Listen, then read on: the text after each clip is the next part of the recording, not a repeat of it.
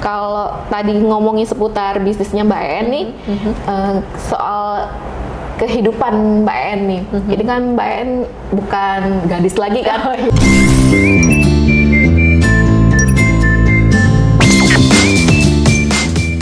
Pemirsa jangan terkecoh nih dengan wajah cantiknya imutnya Mbak En, tapi Mbak En ini ternyata udah punya, saya punya anak baby ya Mbak ya? dua, ya. Tuh udah punya dua, tapi casingnya masih aku jadi iri Mbak.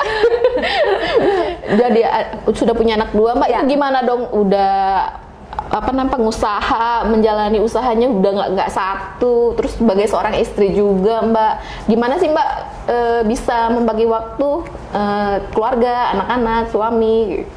Nah, ini paradok ya Mbak Ella. Jadi ketika kita mau memilih sesuatu itu pasti akan ada resiko ya, akan ada konsekuensi. Jadi ketika saya memilih sebagai seorang businesswoman, saya memilih sebagai seorang wanita dengan karir, itu memang saya tidak sepenuhnya bisa menjadi seorang ibu rumah tangga dan ibu yang baik. Karena memang untuk menjadi ibu rumah tangga yang baik, istri yang baik ya pasti harus stay di rumah gitu kan. Kalau saya kan nggak bisa gitu. Jadi saya setiap hari harus pergi, setiap hari saya juga kalau sebelum pandemi anak-anak saya selalu boyong ke kantor gitu kan, sama mbaknya saya boyong ke kantor, jadi mereka bisa main di ruangan, ada tempat tidurnya juga. Tapi selama pandemi ini ya saya harus berkorban, anak-anak saya di rumah seperti itu, dan saya mengorbankan ketika saya meninggalkan kan saya sedih juga sebenarnya kan, siapa sih hati ibu siapa yang nggak terenyuh ketika kita mau pergi terus saya mau nangis gitu. Tapi ya sudah, memang keadaan dan nggak boleh baper seperti itu. Ketika sudah memilih mau menjadi seorang dengan bekerja, ya memang harus ada waktu yang dikorbankan, resiko itu yang harus diambil gitu.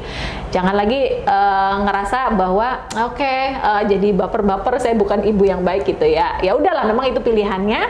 Kalau soal waktu ya ketika di rumah sore hari saya memang sudah fokus untuk anak-anak saya.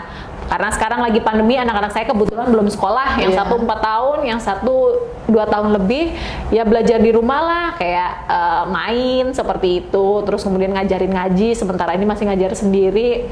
Ya itulah hal-hal yang dilakukan. Kalau sebagai istri ya pokoknya kalau di rumah yang penting ada makanan, seperti itulah ya. Makanan serasa-rasanya gimana juga kalau masak saya sendiri Mbak Pet? Kalau saya pribadi masak sih ada, tapi ya jarang-jarang. Bisa dihitung dengan jari itu nggak habis seperti itu. Jadi ya lebih banyak ada orang yang membantu seperti itu. Jadi memang butuh tim. Jadi dari inner circle yang paling dekat itu butuh tim yang solid dulu Mbak gitu. Jadi saya punya tim yang solid, suami saya yang selalu merestui saya untuk melakukan apapun. Kemudian juga saya punya Mbak di rumah yang bisa masak enak gitu kan. Ada ibu saya yang ngebantuin ngeliatin si Mbak. Jadi ini tim yang paling kecil ini dulu yang paling solid yang harus mensupport kehidupan pribadi saya.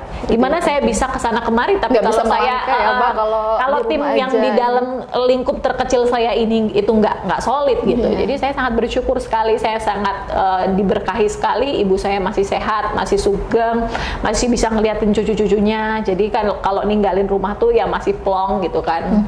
Ya kalau sore ketemu lagi anak-anak tuh waduh rasanya seneng banget. Jadi kalau dulu belum punya anak, pulang tuh nggak ada yang ditunggu, tapi ketika sudah punya anak tuh ya bener-bener anak lah gitu prioritas. Kayaknya capek udah hilang kalau ngeliat wajah anak ya Mbak. Tapi kadang ya kalau lagi capek bener gitu kan, karena kan kadang seharian kita bener-bener sudah pakai otak kita maksimal gitu ya Mbak Ella. Jadi sampai di rumah tuh anak-anak ngajak main tuh kadang-kadang juga aduh matanya udah pelak-peli gitu kan, udah ngantuk gitu, ibu mau tidur dulu gitu. Jadi kadang-kadang juga memang ada hal-hal yang kita nggak bisa perfect akhirnya seperti itu. Dan mungkin untuk sampai dengan hari ini saya masih memutuskan untuk saya bisa beraktivitas juga di luar gitu. Nah sampai kapannya nanti akan sama-sama saya review lah seperti itu. Untuk sementara ini anak-anak alhamdulillah bisa nerima, dan supporter terbaik itu adalah suami lah. Karena kalau kita nggak dikasih izin juga nggak mungkin. Susah kan melangkah ya Mbak ya. Jadi Mbak apapun itu pas terus tuh suami nih, mau misalnya apa ekspansi atau mau kemana? Oh iya dong pasti.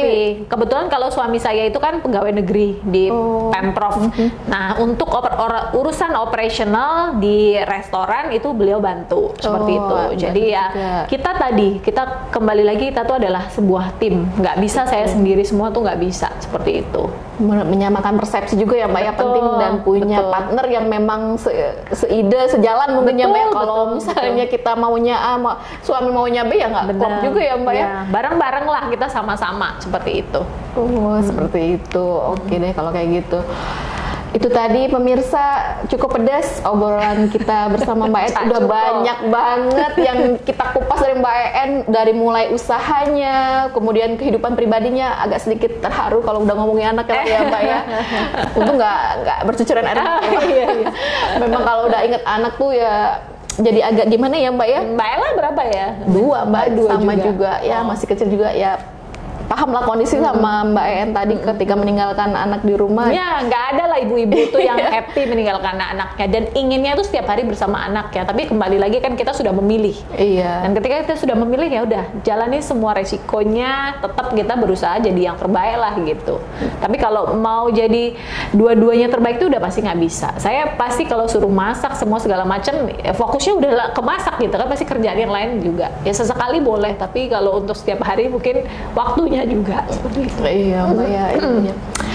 Oke, banyak jadi pengalaman nih ngobrol sama Mbak En. Jadi apa ya, banyaklah sesuatu yang bisa kita ambil jadi kisah inspiratif Mbak En dalam membangun usaha. Terus juga ya nggak gampang, masih bisa mempekerjakan 100 karyawan ya Mbak ya. Di tengah perusahaan lain juga ada yang PHK, kemudian tetap fight, kemudian juga seorang ibu juga yang tangguh. Amin.